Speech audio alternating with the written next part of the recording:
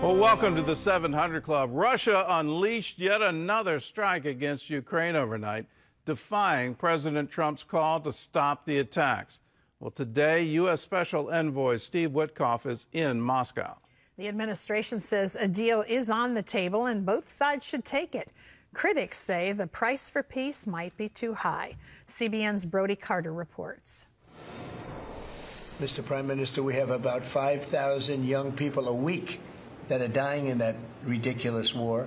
In a cabinet meeting alongside Norwegian Prime Minister Jonas Gahr Støre, President Trump took press questions about whether a peace deal is truly within reach and what it might cost. You know, I started out because I didn't like all the money that we were paying, and then I realized how many people were dying, and that's by far the more important element right now. The urgency comes after Russia launched its deadliest assault on Kyiv in 9 months earlier this week, killing 12 and injuring 90. President Trump responded online, telling Russia's Vladimir Putin to, quote, stop, and calling the timing very bad. He's always playing everyone, is really what we should know, because he's been in power since 1999 as prime minister, president since 2000, and he's developed really an iron grip on the state of Russia. Certainly when he's interacted with any previous U.S. president, there's always an angle. Dr. Glenn Dürr, professor of international studies at Cedarville University, says any real breakthrough depends on Putin's willingness to back down. We're putting a lot of pressure on Russia, and Russia knows that, and some people that are close to it know, or he wouldn't be talking right now. What concessions has Russia offered up thus far to get to the point where you're closer to peace? Stopping the war, taking the whole country. Pretty big concession. A leaked peace proposal from the Trump administration includes territorial concessions, including formal recognition of Crimea as Russian territory, informal Russian control over the Donbass, restoration of Ukrainian access to the Dnieper River, and U.S. oversight over the Zaporizhia nuclear plant. Ukraine's President Zelensky drew Trump's anger when he said he can't agree to giving up Crimea. This is a non-starter for Zelensky, but it is the negotiating position of the Trump administration. So it's 4 parts. Both would have to give up something, but that's the negotiating position that the vice president laid out. The violence continues as a senior Russian general was killed in a car bomb attack in Moscow this morning.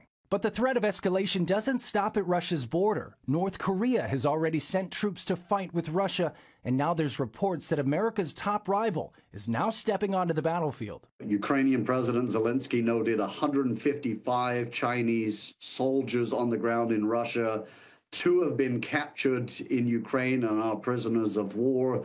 That is certainly an escalation. Vice President J.D. Vance said that if both sides don't agree, America will walk away from the peace process. The president said he has a timetable in mind, but isn't giving any details. Brody Carter, CBN News. Well, we need to know what the detail is of what you mean by walk away. If you walk away from the negotiations, are you also walking away from Ukraine? That, in my view, would be a horrific mistake. Putin is definitely showing who he is, and in the middle of the negotiation, repeatedly striking civilian targets in overnight raids with drones. It's just horrific what's happening in Ukraine, and it's an intentional targeting of civilians in order to bring terror to the population. I don't see how we can ever trust Putin on this. And you go back in time, and under the Obama administration, they effectively ceded Crimea to Russia when Russia invaded back in 2014. So I would say that's not a new taking. But in that, they entered into a peace deal. And part of that peace deal was they would never threaten Ukraine again, that they would take Crimea and there would be a stand down. And there were pledges made on both sides. Well, clearly, Russia has broken that pledge. And if you sign any other deal with them regarding Ukraine, can you ever trust that they will actually keep it? Are they just going to pause, rearm, and if part of the deal is a pledge, no U.S. support for Ukraine's military, well, then they're just going to take advantage of it. And ultimately, his goal, and it's quite clear what his goal is He wants to restore the Soviet Union. He wants to restore Russia's control over the Eastern Bloc. Ukraine is absolutely key to that.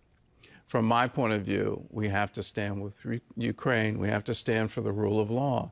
You cannot have international order when an aggressor nation can literally invade another nation and take it. That's not what we're about. That's not what the foreign policy of the U.S. has been since World War II. Let's stand on that principle because we'll be on the right side. In other news, despite China's denials, President Trump says trade talks are underway. John Jessup has more on that story from our CBN News Bureau in Washington. John? Beijing, though, Gordon, has dismissed statements by President Trump that trade negotiations are taking place. Speaking with the press on Thursday, the president maintained that talks are happening. Well, they had a meeting this morning, so I can't tell you. It doesn't matter who they is. We may reveal it later, but they had meetings this morning, and we've been meeting with China. The president reportedly is considering reductions in his tariffs on China. While the market closed higher on Thursday, economists and business leaders warn the tariffs will result in higher prices and could hurt the economy. Well, religious groups are standing up for Afghan Christians who could be forced to leave the United States, according to World Magazine. They're calling on the Trump administration to let some 300 Christians from Afghanistan stay here. The administration is seeking to curtail the use of the Temporary Protected Status program. It keeps some refugees from being returned to their home countries if they face danger. Christians in Afghanistan face harsh persecution, including death.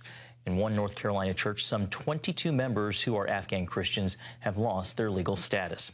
Well, thousands of Afghan refugees are stuck overseas after the administration paused a resettlement program.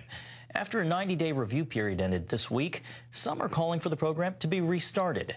As Charlene Aaron explains, many of those waiting to come here were left behind when the U.S. withdrew from Afghanistan. A number of refugee groups are scrambling to assist those seeking safety and protection. Many of them Afghans who helped the U.S. military during the war there and had already been approved to come to America. Those allies supported the U.S. government and the U.S. military in those countries, and there was a matter of trust, and I really trusted. And they promised that they would be brought to safety. But if that door is closed right now, I don't think that anyone would trust the U.S. Mohammed Dad-Saweri once worked as a language assistant to the U.S. military.